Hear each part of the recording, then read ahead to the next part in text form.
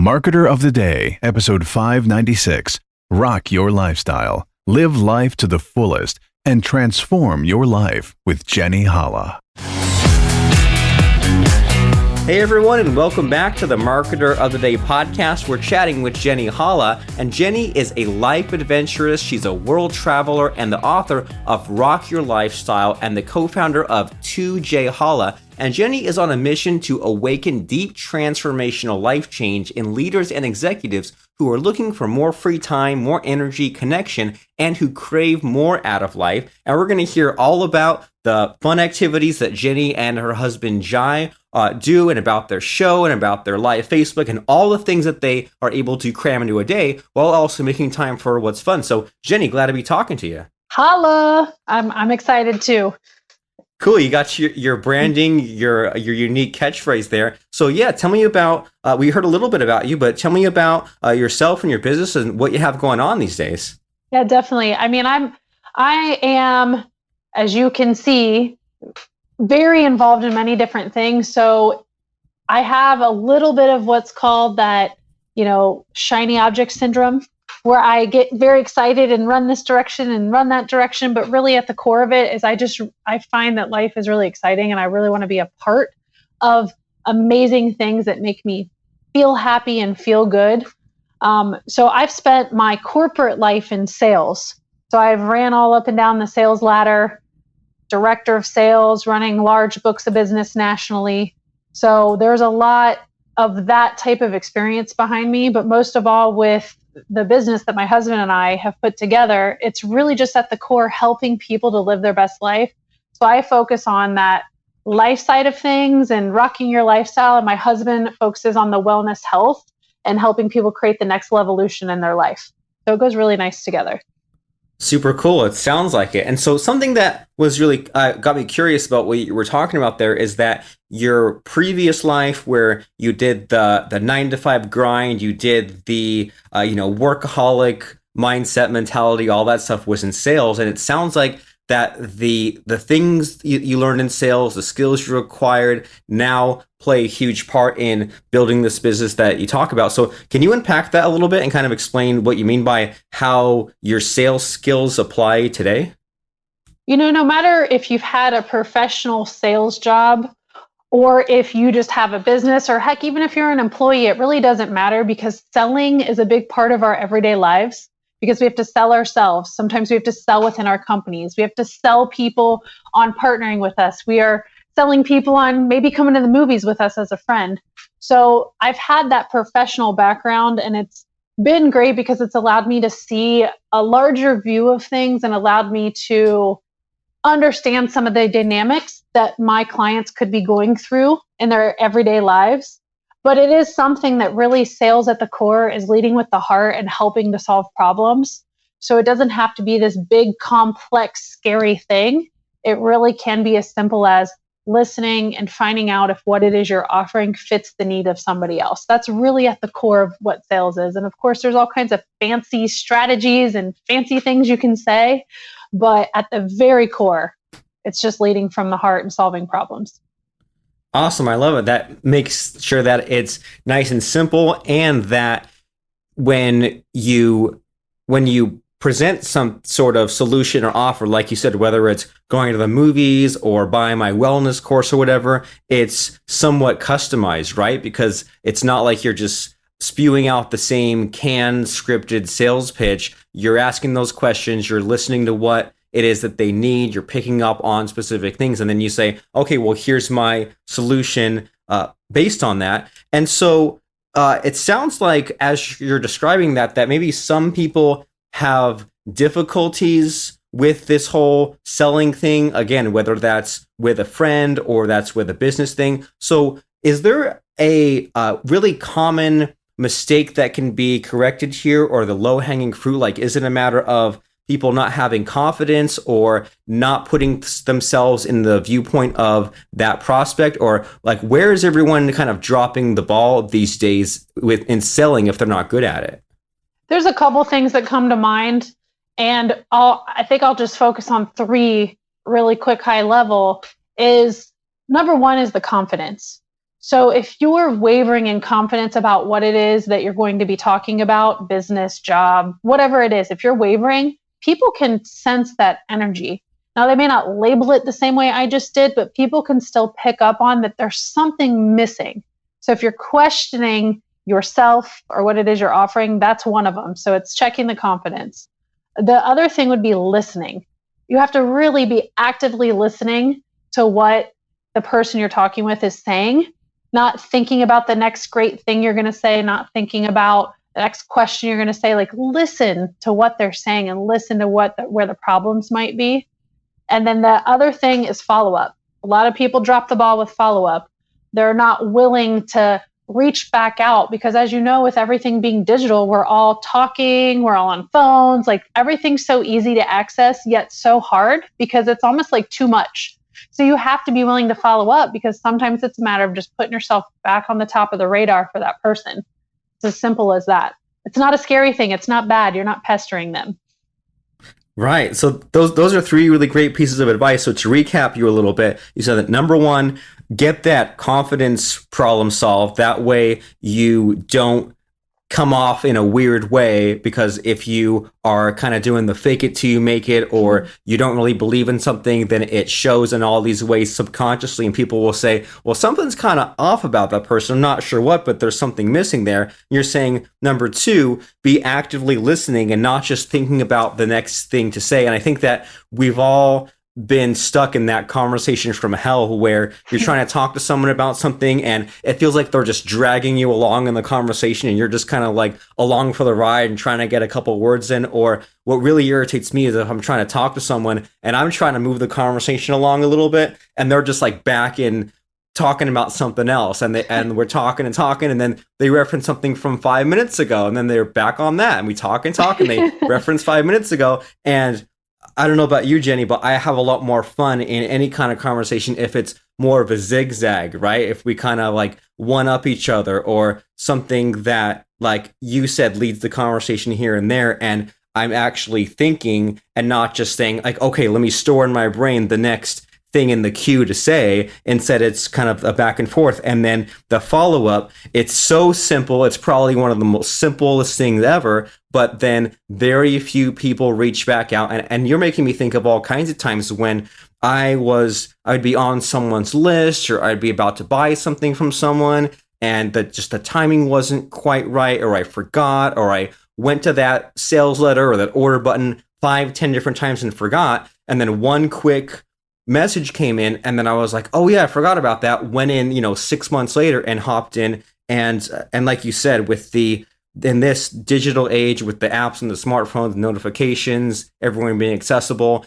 it's easy to get lost in the noise from both ends of it, right? It's easy to not get heard as a marketer, and then it's also easy to get overwhelmed with your inbox and your notifications and your texts being full. So really good pieces of advice for us all to absorb there: that confidence, actively listening, and follow-up. So now that we got some really good actionable advice so far, I want to switch gears a little bit here, if that's okay, and figure out what brought on this transition that it seems like you went through. You went from the sales to now more of I don't know if like balanced life is the right term, but like it seems like a more like well-rounded whole life as opposed to just the work mode. So can you tell us like what led to this lifestyle change that you're on now? I would say that this life change, this transformation has been going on for a long time for me, because ever since I can remember, being a teenager, it's always been really important for me to just live my life to the fullest. And as I was exposed to different adults and different situations, I would see people being burnt out and not living what they're doing. So when you're in high school, people always look and say, oh, you're just looking at that pie in the sky, get real, come back down to earth. But I was always like, well, if you don't like what you're doing, find something else. And so I always had said that that's how I want to design my life. That's how I want to live. And as I move forward in my life, every situation that presented, I didn't like a job, or I was unhappy with a certain scenario, or I didn't like where I was living, I would always look for ways to create something even better for myself. And I found that people would come to me and ask me questions and ask me for advice and inspiration and how to. So I have naturally had that leader energy and that inspirational, high vibe energy where people have asked. And I realized about 5 or 6 years ago, like, man, I really want to do this. I really want to do this as a business and step into people's lives and really help them get clarity on their path, get clarity on how they can just take control or take back control of their life. Because I don't think that it's rare that you find somebody who's 100% control of their life from now until forever. Things happen. Sometimes you'll get blown off course. Sometimes you'll get knocked off. Things happen. So we're constantly, tweaking, counterbalancing, as my husband says, you're counterbalancing. It's never fully perfect or balanced.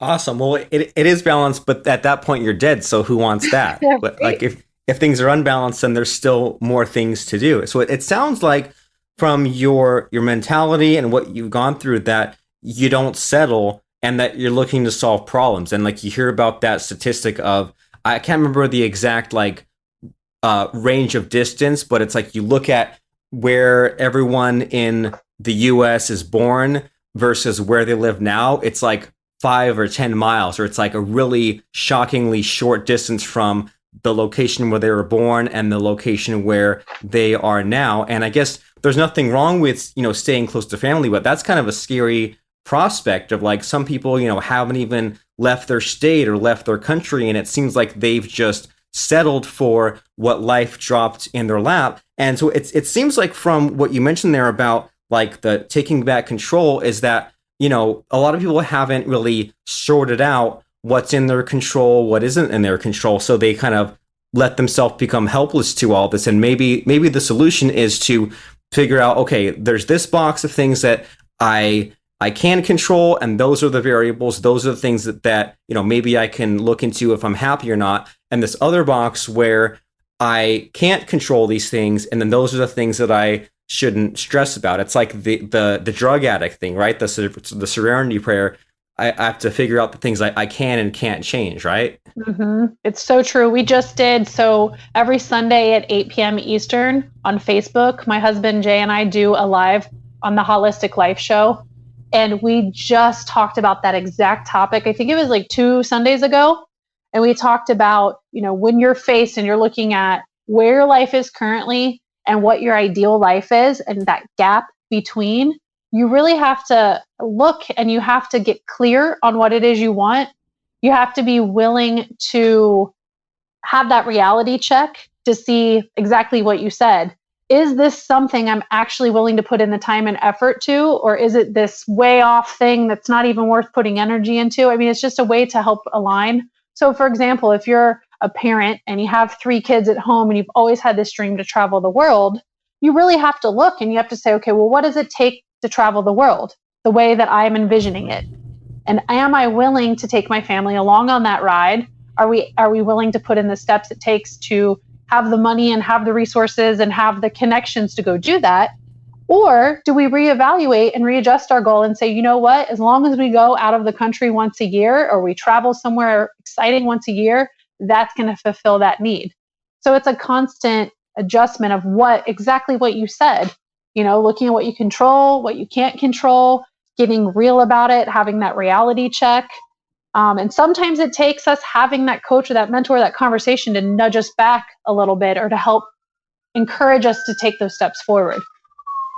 Awesome. So it sounds like your thought process here is kind of like a project planning thing. Like maybe a lot of people out there, they have that pie in the sky dream and they look at it as some kind of unattainable, vague, just concept. And you say, well, great, you have your big goal. Now let's maybe take some backward steps. Let's break it down and figure out, okay, like if your goal is to travel the world, let's see how your family fits into that. Let's figure out the step. Let's figure out, the money or the resources of where we'll go. We'll look at some choices, some possibilities. And then even if it can't be worked out right at the moment, then you can say, well, let's at least like take this little bit of work we've done, this little bit of planning, and that's our plan. And maybe we just need to extend the time frame until this is possible at some later date. So it sounds like the key here is to just sort of break it down and not let those dreams stay vague dreams. Just say like, okay, I'm looking to break things down, solve the problem. That way I can get from point A to point B. It's like you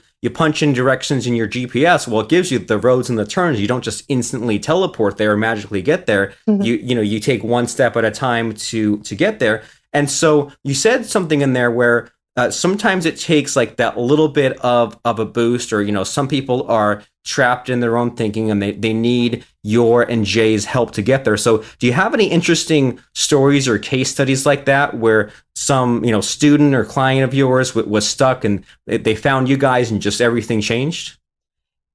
There are quite a few, but one of the ones that comes to mind most recently is a client of mine who, and this is who I work really well with, someone who's at a fork in the road or a transition point where they're maybe something bad or good happened that it's like, all right, now what? Like, now what do I do? And you, like you said, you're stuck in your thinking, you're like overwhelmed, you're trying to figure out, maybe you're really stressed, you're just like, what's next? So this client of mine, she came at one of those key moments in her life. And through going through the steps of working through some of the power of a positive mindset, which is really, digging into what are the words you're saying to yourself? What are the words you're saying to people around you? What are the intentions you're putting in the world? So we worked through that. We worked through some of her whys. We worked through where her blocks are. We worked through time management. It's a lot of basic things that we've all heard of, but it's just a matter of really digging in. And so now she started to get some of that clarity, where she was going from spinning in circles, frustrated, stressed out, angry, lashing out a little bit at her family, lashing out a little bit at her friends, unfulfilled. And we're still working together, but her life has changed so much because she's got joy, freedom, she's got clarity, and she's got a job that sucks all of her time. So now she's learning how to manage her energy in her job so that it's not sucking all of her time and she can still show up and be powerful there and at home. So it's a combination of all of those things. And her energy is so much lighter than it was when we started working together. And she sees light at the end of the road that she couldn't see before. And that's the biggest part right there.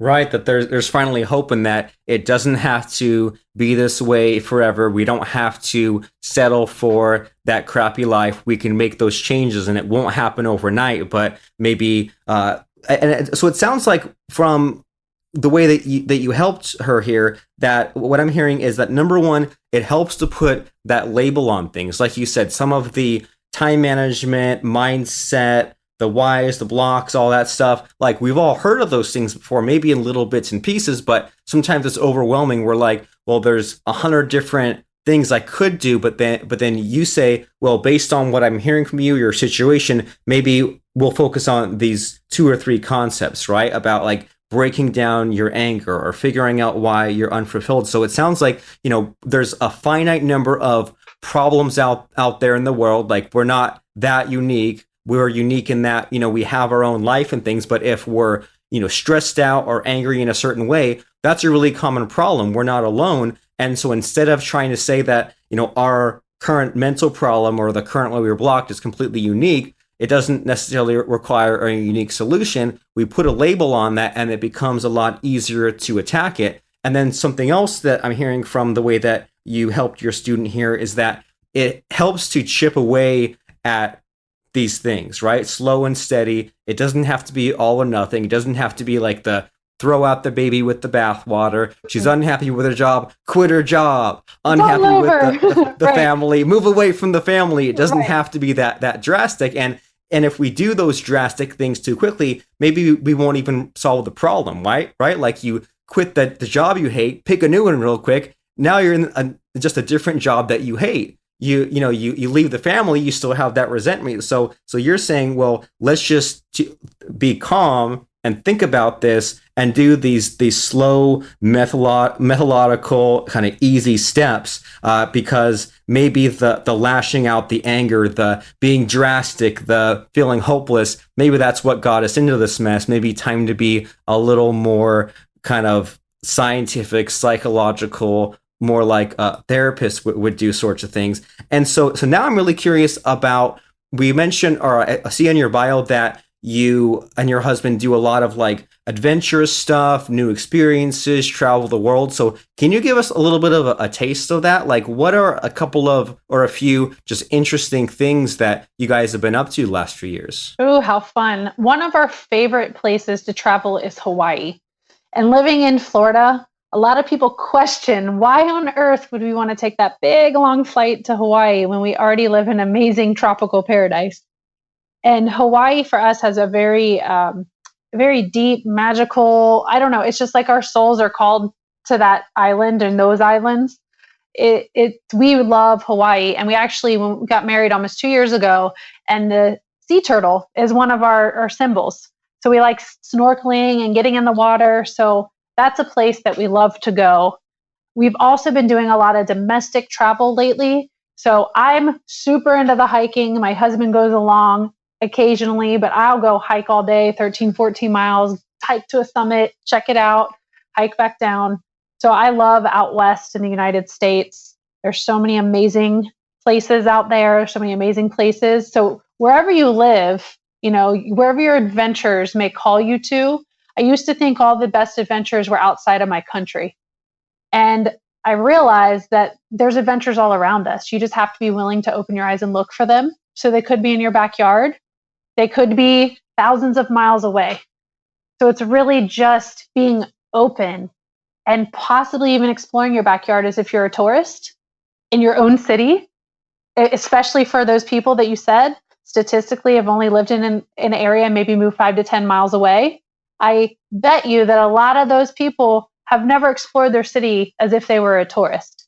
And there's so many amazing things out there. So you have to be willing to be open to look for them and find them and experience them. So that's what we're all about. Anywhere we go, we look to find those experiences.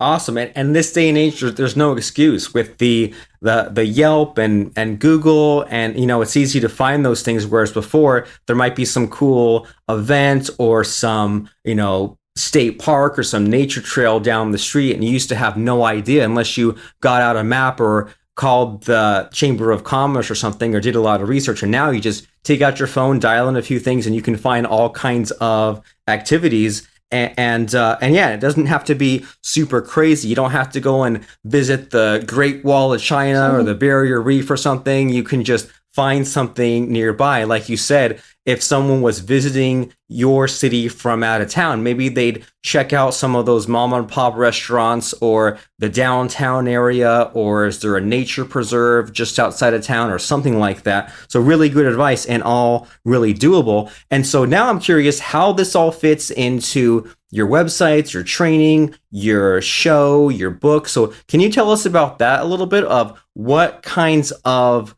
websites and places can and should people go after they listen to us talking today, and so that way they can live this awesome life? No, I'm excited for that. And we really invite people who are ready to feel empowered and want to be a part of something bigger. So one of the ways to plug into our community is with the Sunday Facebook Lives, 8 p.m. Eastern. So if you go to 2jholla, HOLLA.com, that'll reroute you over to Facebook, to the Facebook business page, and you can tune into that.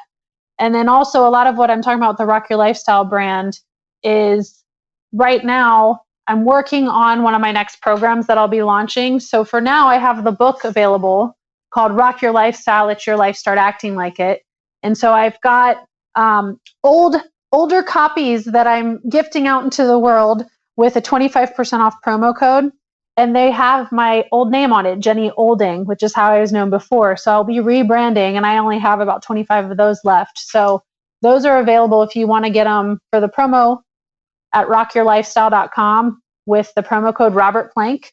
Those are only available, like I said, I only have a handful. And once those go out into the world, I will be rebranding. The content will stay the same, but there'll be, a less corporate picture of me on the front and my new name, Jenny Holla. So I'm super excited about that. It's been quite the journey. Awesome. It sounds like it. So if you want to be on the journey with Jenny and Jay and not settle and not live this mediocre life. I mean, you're probably already living a pretty awesome life if you're living in this day and age. If you're listening to this podcast, maybe you have your own business, but there's always room for improvement. There's always a way to up your game and have less stress and have more fun and be able to have all those things that you want. And something that scares me a little bit, I haven't gotten too far into this territory in the past, but sometimes it's easy to backslide or forget about what's important, or let this business that you're building that was supposed to give you freedom sometimes get in the way, right? It happens to some of us, and we need to get the direction back, get the refocus back. And as you heard on some of the examples and advice that Jenny shared today, you can't always get it back on your own with your own effort, with your own thinking. Sometimes you need the help with that extra community. Sometimes you need some information, and that information might just be reminders of old stuff, might be connecting the dots. So, and it might be that, 50% of it are things that you completely forgot, and 50% of things that are brand new. So we can't just rest on our laurels. We can't just stop learning or stop reading or stop getting new information. We need to always be aware of what's going on with us and what our next step should be, so that way we're not in that slow decline. So make sure to get that Rock Your Lifestyle book. That way you can have that upward spiral, and that's at rockyourlifestyle.com. And to get that 20% or 25% off, we gave you an extra 5% free there. Use the promo code Robert Plank. That way you can get those older books, same book, but you just get a little bit of a discount there. And then that holistic life show, so that way you can get those up-to-date meetings and you can visit them live on live on Facebook, that is, but live as in they're really there at that exact time, and it's not just watching a video on YouTube or reading an article. It's real people live with you. You can go to 2jholla.com. That's 2jholla.com to check out that holistic life show where Jenny and her husband Jay kind of deal with both sides of that coin, of the life change, of the mind stuff, but then also the wellness side of things. So that way your mind is taken care of as well as your body. So 2jholla.com, and then the book rockyourlifestyle.com. So thanks so much, Jenny, for stopping by and dumping a ton of useful information on us and being real and help telling us how you help people and how people can get their own help and about your own experience. I mean, a lot of cool stuff. It was like 3 episodes in one. So thanks for sharing your stuff and helping us out here. Of course. And I'm going to tell you one more thing. You said something really powerful about the life and the transition and being able to step in when you need help. I just had to reread my own book, and I wrote the book because I went through my own transformation. So that, just keep that in mind. Just because the authors or just because we're good at something, sometimes you can revisit it because you need it at that point in your life. Yeah, sometimes we forget why we started, and we forget how enthusiastic we were, and we just need to get the magic back. Easy to do many times. Yes, but it's been fun hanging out with Robert Plank and all of his peeps. Awesome. Check out the latest episodes of our podcast on the web at marketeroftheday.com. And subscribe to us on iTunes at marketeroftheday.com/iTunes, or search the phrase Robert Plank in your iTunes app to find us there.